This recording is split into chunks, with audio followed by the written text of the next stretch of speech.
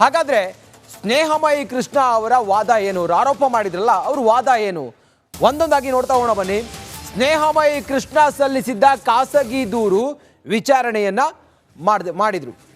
ಆದರೆ ಅದನ್ನು 20ಕ್ಕೆ ಮುಂದೂಡಿಕೆ ಮಾಡಿದ್ದಾರೆ. ಇವತ್ತಿನ ಒಂದು ವಿಚಾರಣೆಯಲ್ಲಿ ಹಿಯರಿಂಗ್ನಲ್ಲಿ 21ಕ್ಕೆ TJ ಅಬ್ರಹಾಂ, 20ಕ್ಕೆ ಸ್ನೇಹಮಯಿ ಕೃಷ್ಣ. ಜನಪ್ರತಿನಿಧಿಗಳ ವಿಶೇಷ ಕೋರ್ಟ್ನಲ್ಲಿಂದು ವಿಚಾರಣೆಯನ್ನ ಮಾಡಲಾಯಿತು.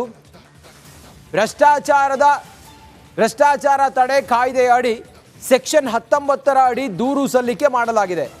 ಬಹಳ ಕ್ಲಿಯರ್ ಆಗಿ ಸ್ನೇಹಮಯಿ ಕೃಷ್ಣ ಅವರ ಪರ ವಕೀಲರು ವಾದವನ್ನು ಮಂಡಿಸ್ತಾರೆ ನೋಡಿ. ಭ್ರಷ್ಟಾಚಾರ ತಡೆ ಕಾಯ್ದೆಯಡಿ ಸೆಕ್ಷನ್ 19ರ ಅಡಿಯಲ್ಲಿ ದೂರು ಸಲ್ಲಿಕೆ ಮಾಡಲಾಗಿದೆ. ಸೆಕ್ಷನ್ 17ರ ಅಡಿ ಖಾಸಗಿ ದೂರು ಸಲ್ಲಿಸಿದ್ರೆ ಪೂರ್ವ ಅನುಮತಿ ಬೇಕು.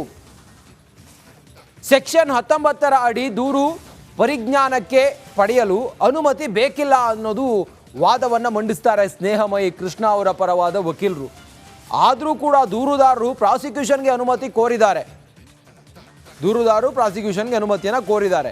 ಹೀಗಾಗಿ ನ್ಯಾಯಾಲಯ ನಮ್ಮ ಖಾಸಗಿ ದೂರನ್ನು ಸ್ವೀಕರಿಸಬೇಕು ಅನ್ನೋದು ಸ್ನೇಹಮಯಿ ಕೃಷ್ಣ ಅವರ ಪರವಾದ ವಕೀಲರ ವಾದ ಆಗಿತ್ತು.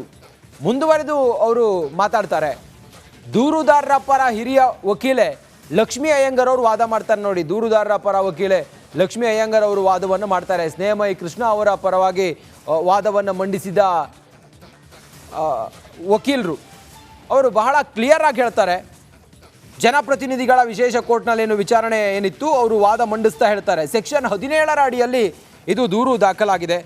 ಹಾಗೆ ಸೆಕ್ಷನ್ 19ರ ಅಡಿ ದೂರು ಪರಿಜ್ಞಾನಕ್ಕೆ ಪಡೆಯಲು ಅನುಮತಿ ಬೇಕಿಲ್ಲ ಅನ್ನೋದನ್ನು ಇಲ್ಲಿ ಬಹಳ ಕ್ಲಿಯರ್ ಆಗಿ ಅವರು ನ್ಯಾಯಾಲಯಕ್ಕೆ ಅಥವಾ ನ್ಯಾಯಾಧೀಶರಿಗೆ ಮನವರಿಕೆ ಮಾಡೋ ಪ್ರಯತ್ನವನ್ನು ಮಾಡ್ತಾರೆ. ಇದರ ವಾದ ಪ್ರತಿವಾದ ಆಲಿಸಿದ ವಕೀಲರು ಇವರ ವಿಚಾರಣೆಯನ್ನು ಅಥವಾ ಇದನ್ನು ಮುಂದೂಡಿಕೆ ಮಾಡಿದ್ದಾರೆ 20ನೇ ತಾರೀಕಿಗೆ. ಇನ್ನು ಮತ್ತೊಬ್ಬ ದೂರುದಾರರು TJ ಅಬ್ರಹಾಂ ಅವರ ವಾದ ಏನು ಅನ್ನೋದನ್ನು ನಾವೀಗ ಡೀಟೇಲ್ ಆಗಿ ನೋಡ್ತಾ ಹೋಗೋಣ ಬನ್ನಿ. TJ ಅಬ್ರಹಾಂ ಸಲ್ಲಿಸಿದ ಅರ್ಜಿ ವಿಚಾರಣೆಯನ್ನು ಕೋರ್ಟ್ ಇವತ್ತು ಮಾಡ್ತು. ಖುದ್ದು TJ ಅಬ್ರಹಾಂರಿಂದಲೇ ಕೋರ್ಟ್ನಲ್ಲಿ ವಾದ ಮಂಡನೆಯನ್ನು ಮಾಡಲಾಯಿತು. TJ ಅಬ್ರಹಾಂ ಅವರೇ ಸ್ವತಃ ತಾವೇ ಕೋರ್ಟ್ನಲ್ಲಿ ವಾದವನ್ನು ಮಂಡಿಸಿದ್ರು. ತಮ್ಮ ಆರೋಪ ಏನು, ವಾದ ಏನು ಅನ್ನೋದನ್ನು 2010ರಲ್ಲಿ ಒಂದು ಕಾನೂನು ಬಾಹಿರ ಗಿಫ್ಟ್ ಡೀಡ್ ಅಂಥೇಳಿ ವಾದವನ್ನು ಮಾಡ್ತಾರೆ. TJ ಅಬ್ರಹಾಂ ಅವರೇ ಸ್ವತಃ ವಾದ ಮಾಡ್ತಾರೆ. 2013 CM ಚುನಾವಣಾ ಅಫಿಡವಿಟ್ ಗಿಫ್ಟ್ ಡೀಡ್ ಉಲ್ಲೇಖಿಸಿಲ್ಲ ನೋಡಿ. 2013ರಲ್ಲಿ ಮಾನ್ಯ ಮುಖ್ಯಮಂತ್ರಿಗಳು ಚುನಾವಣಾ ಅಫಿಡವಿಟನ್ನು ಏನು ಸಲ್ಲಿಸ್ತಾರಲ್ಲ, ಆಗ ಇದನ್ನು ಉಲ್ಲೇಖ ಮಾಡಿಲ್ಲ ಅನ್ನೋದನ್ನೇ ಹೇಳ್ತಾರೆ.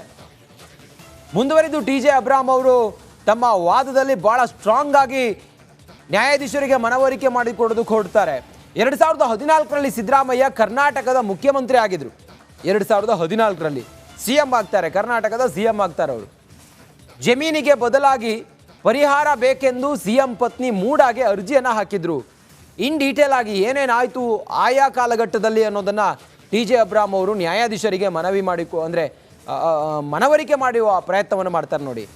60:40 ಇದ್ದ ರೇಷಿಯೋ 50:50 ಆಗಿ ಬದಲಾವಣೆ ಮಾಡಿದ ಸರ್ಕಾರ ಹೆಂಗಿತ್ತು ನೋಡಿ ಮೊದಲು, ಅದನ್ನು ಸರ್ಕಾರ ಏನು ಮಾರ್ಪಾಡು ಮಾಡ್ತು ಅನ್ನೋದನ್ನು ಕೂಡ ಬಹಳ ಕ್ಲಿಯರ್ ಆಗಿ ಹೇಳ್ತಾರೆ ನೋಡಿ. ಹಾಗೆ ಕೆಸರೆ ಗ್ರಾಮ ಎಂದರೆ ಚಿಂತಾಮಣಿ, ವಿಜಯನಗರ ಎಂದರೆ ಸದಾಶಿವನಗರ ನೋಡಿ. ಕೆಸರೆ ಗ್ರಾಮ ಎಂದರೆ ಚಿಂತಾಮಣಿ, ವಿಜಯನಗರ ಅಂದರೆ ಸದಾಶಿವನಗರ ಅಂಥೇಳಿ ಎಲ್ಲ ಹೇಳ್ತಾರೆ.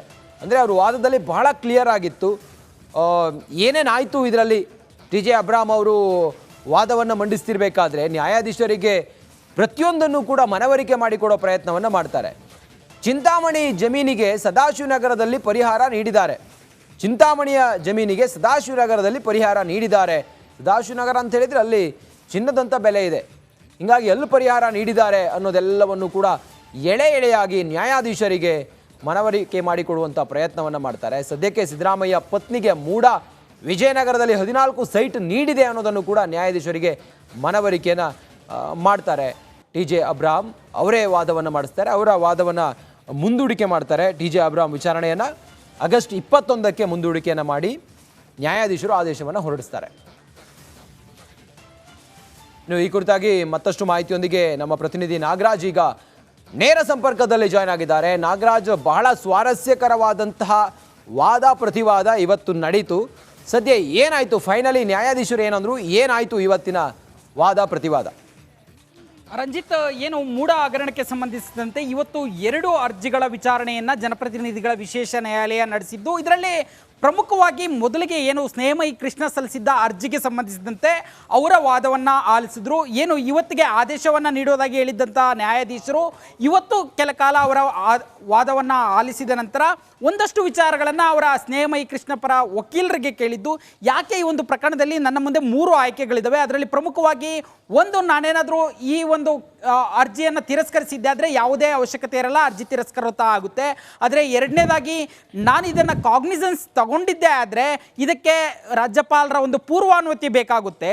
ಅಲ್ಲದೆ ಇದರಲ್ಲಿ ಪೊಲೀಸರಿಗೆ ನಾನು ತನಿಖೆಗೆ ಸೂಚಿಸಬೇಕಂದ್ರೂ ಇದರಲ್ಲಿ ರಾಜ್ಯಪಾಲರ ಪೂರ್ವಾನುಮತಿ ಬೇಕಾಗುತ್ತೆ ಅಂತೇಳಿ ಅವರಿಗೆ ಪ್ರಶ್ನೆಯನ್ನು ಮಾಡ್ತಾರೆ. ಈ ವೇಳೆಯಲ್ಲಿ ಸ್ನೇಹಮಯಿ ಕೃಷ್ಣ ಅವರ ಒಂದು ವಕೀಲರು ಒಂದಷ್ಟು ವಿಚಾರಗಳನ್ನು ನ್ಯಾಯಾಲಯದ ಗಮನಕ್ಕೆ ತರುವ ಪ್ರಯತ್ನವನ್ನು ಮಾಡ್ತಾರೆ. ಇದರಲ್ಲಿ ನಾವು ಕೇಳ್ತಾ ಇರ್ತಕ್ಕಂಥದ್ದು ಭ್ರಷ್ಟಾಚಾರ ನಿಯಂತ್ರಣ ಕಾಯ್ದೆಯ ಸೆಕ್ಷನ್ 17ಕ್ಕೆ ಸಂಬಂಧಿಸಿದಂತೆ ನಾವು ಅನುಮತಿಯನ್ನು ಕೇಳ್ತಾ ಇದ್ವಿ. ಈ ಸಂದರ್ಭದಲ್ಲಿ ಪೂರ್ವಾನುಮತಿಯ ಅವಶ್ಯಕತೆ ಇಲ್ಲ ಅನ್ನೋ ಒಂದು ವಾದವನ್ನು ಮುಂದಿಡ್ತಾರೆ. ಅಲ್ಲದೆ ಹೈಕೋರ್ಟ್ನ ಆದೇಶ ಏನಿದೆ ಅದು ಅನ್ವಯ ಆಗುವಂಥದ್ದು ಭ್ರಷ್ಟಾಚಾರ ನಿಯಂತ್ರಣ ಕಾಯ್ದೆಯ ಸೆಕ್ಷನ್ 19ಕ್ಕಷ್ಟೇ ಅನ್ವಯ ಆಗುತ್ತೆ ಅನ್ನೋ ಒಂದು ಮಾತನ್ನು ಹೇಳುವಂಥದ್ದು. ಇದರ ಆದೇಶವನ್ನು ಆಗಸ್ಟ್ 20ಕ್ಕೆ ಕಾಯ್ದಿರಿಸಿರ್ತಕ್ಕಂಥದ್ದು. ಇನ್ನೊಂದು ಕಡೆ ಇನ್ನೊಂದು ಅರ್ಜಿ ವಿಚಾರಣೆ TJ ಅಬ್ರಾಹಂ ಸಲ್ಲಿಸಿದಂಥ ಅರ್ಜಿಯನ್ನು ಪರಿಗಣನೆ ಮಾಡಬೇಕಾ ಇಲ್ಲ ಅನ್ನೋ ಸಂಬಂಧ ಖುದ್ದು TJ ಅಬ್ರಾಹಂ ಇವತ್ತು ನ್ಯಾಯಾಧೀಶರ ಎದುರು ವಾದವನ್ನು ಮಂಡಿಸುವಂಥದ್ದು. ಈ ವೇಳೆಯಲ್ಲಿ ಸಾಕಷ್ಟು ವಿಚಾರಗಳನ್ನ TJ ಅಬ್ರಾಹಂ ನ್ಯಾಯಾಲಯದ ಗಮನಕ್ಕೆ ತಂದು ಇನ್ನಷ್ಟು ವಾದ ಮಾಡಲಿಕ್ಕೆ ಕಾಲಾವಕಾಶ ಬೇಕು ಅಂತ ಹೇಳಿ. Thank you. ತಮ್ಮೆಲ್ಲ ನ್ಯಾಯಾಧೀಶರು ಆದೇಶವನ್ನು ಹೊರಡಿಸ್ತಾರೆ.